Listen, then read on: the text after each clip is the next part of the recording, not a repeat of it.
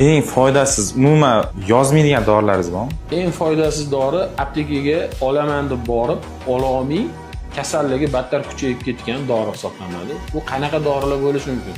Deylik, har bitta dorining o'zini xalqaro nomi bor. O'sha xalqaro nomini yozilsa, aptekaga chiqqanda xohlagan dorisini ola oladi. Ya'ni qimmati ham bor, arzon, nomiga qarab, ishlab chiqarilgan firmasiga qarab, narxi baland bo'lib, ololmay, davolana olmay yurgandan ko'ra, o'sha международный naзванияsi yozilsa, xuddi o'sha tarkib, lekin ishlab chiqarishi arzon dorilar ham bor, o'sha bilan ham tuzalsa bo'ladi.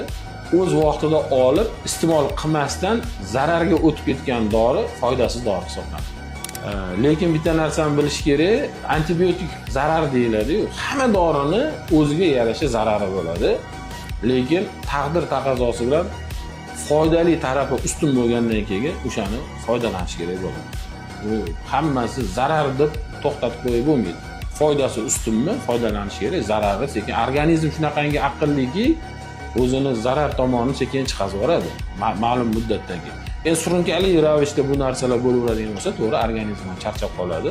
Hatto zararidan foydasi ko'pmi, foydalanish kerak bo'ladi.